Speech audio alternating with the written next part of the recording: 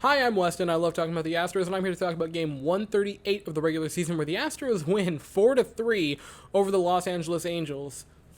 And my good ladies and gentlemen, the league is so screwed now. Oh, we will talk about Mr. Lance McCullers Jr. in due time, but first, big news from baseball today, for 3 big rule changes have come to the sport, and I want to take a little bit of time to talk about them individually. The first one of the 3 that I'm going to talk about is the easiest one to knock out. Bases are going to be bigger. This is a no-brainer. It's just better for player safety. It doesn't detract anything from the sport. I don't know why it didn't happen a long time ago. Yeah, making the bases bigger. Biggering the bases. We're going to go with that. I'm for. That's a good idea. Again, why did it take this long? Now with that easy one, the other 2, which are the pitch clock and the banning of the shift. We'll start with the pitch clock because I like this a lot, right? Totally there for the pitch clock. I don't like the times. That's my issue, right? Because, look, baseball. I love baseball more than the average person. I think that's pretty clear here.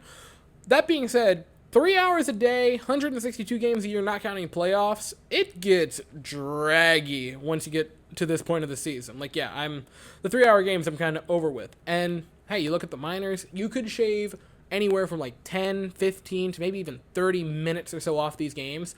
That's going to add up over time, and you're not losing any baseball being played. You're not losing any outs. They're not shortening the innings. They're just shortening the time of play overall. And if you can take the games, make them a crisp 2 hours and 45 minutes, awesome. Totally there for that. What I really don't like about the pitch clock is the time. 15 seconds with the bases empty and 20 seconds with runners on. I think 15 seconds is really ambitious. I think that's way too ambitious. I think it should have been 20 with the bases empty, and I think it's absolutely asinine that you're going to put a pitch clock on with runners on. That just seems bad. You're going to allow runners to more or less know when the pitch is coming. I think stolen bases are going to skyrocket, which isn't necessarily a bad thing, but boy, oh boy, I do not like the times allotted.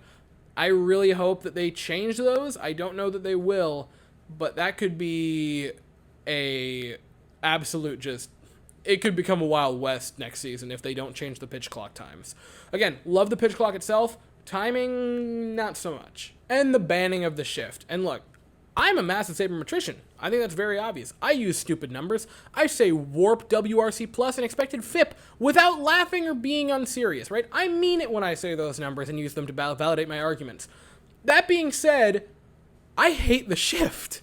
That is one thing that sabermetrics have done that I despise it. It is awful when you're putting 4 infielders on the same side of the grass. It gets mind-numbing. And Jeff Bagwell, a couple broadcasts ago when he was on, said that banning the shift will just encourage bad hitting or, give bad hitters breaks. And he's not wrong. Obviously, banning the shift is going to let the pull hitters get more hits. That being said, balls in play are just becoming less fun. They really are. I think when you ban the shift, you're going to both A, give more hits to players, which is going to be interesting because that will lead to more runs, and B, because the infielders are going to be more spread out, more exciting defensive plays are going to come. More rangy defenders are going to become in vogue, and that makes me excited. Again, I get that the shift, right? Revolutionary for defense. That being said, holy crap, it's gotten unbearable the past few seasons. And a little bit of housekeeping out of the way, the Astros announced their nominee for the Roberto Clemente Award, and it is Jose Altuve, and yeah, he definitely deserves the nomination for the Astros. And I will use this as another time to just pound the Roberto Clemente drum. He really is up there for me with the all-time humanitarians of the sport of baseball, and I really hope that one day we get his number retired across the league.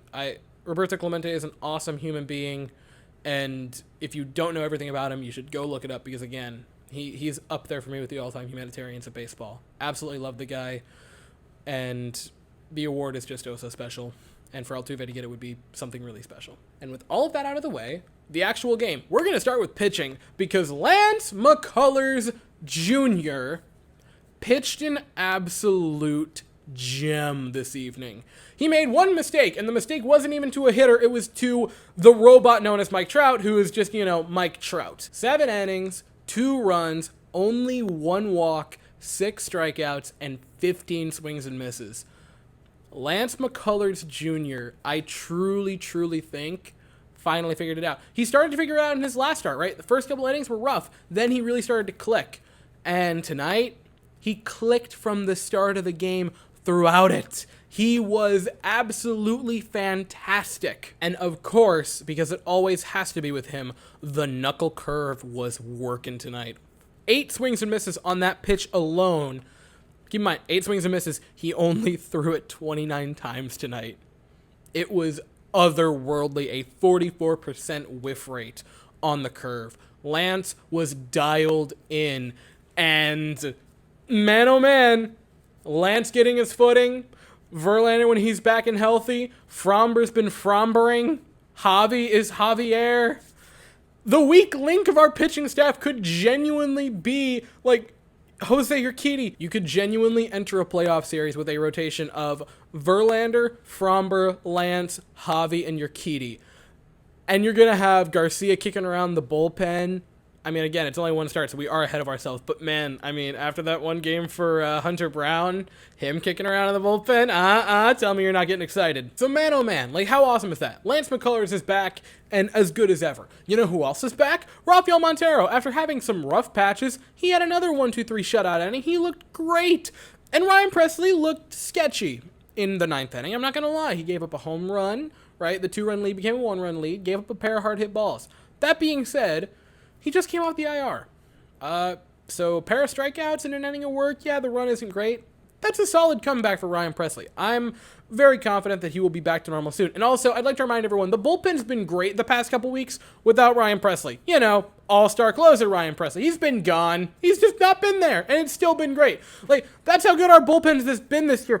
You're missing one of the better arms of the bullpen, and everyone's just like, oh yeah, I forgot Ryan Presley was out. So that was the pitching staff. Offensively, Jeremy Pena had a big night. Pair of base hits. He had the home run to get the Astros on the board. Pair of hard hit balls. He looked really good. Alex Bregman, 0 for 2. Guess what? He walked twice because Alex Bregman is one of the most disciplined players in the league. I'm very happy the Astros did not give up on him because he has rebounded very nicely the past couple months. And since the start of August has been one of the best players in baseball. Again, I'm going to keep bringing it up because it really warrants being brought up. It is absolutely insane what not having the stress of your wife and child, you know, complications during pregnancy. It's amazing what not having that weight on your shoulders will do for a player. Case in point, Alex Bregman. Trey Mancini would have a big night. He'd only have 1 base hit, but he would also have a pair of walks. Ended up scoring the tying run in this game. And Chas McCormick tonight had himself a game. Pair of base hits, big bases loaded walk, pair of hard hit balls. That's my center fielder, Chas McCormick. Interesting player comp for Chas McCormick this season is actually, I'm going to go with 2018 George Springer, right? So Chas has a 115 WRC plus after today's game. Springer in 2018 had a 119. And on top of that, Springer was in the 42nd percentile of outs above average. Chas this season is in the 89th.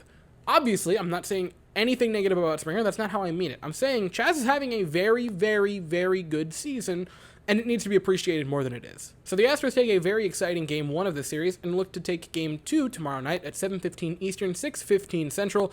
We will send Jose Urquidy to the mound, and the Angels will send Shohei Ohtani, a.k.a. our father, to the mound. I'll be here afterwards to talk about it, but that's all I have to say for the evening. So, thank you all so very much for watching. I hope you all have an absolutely fantastic day, and as always, go Stros.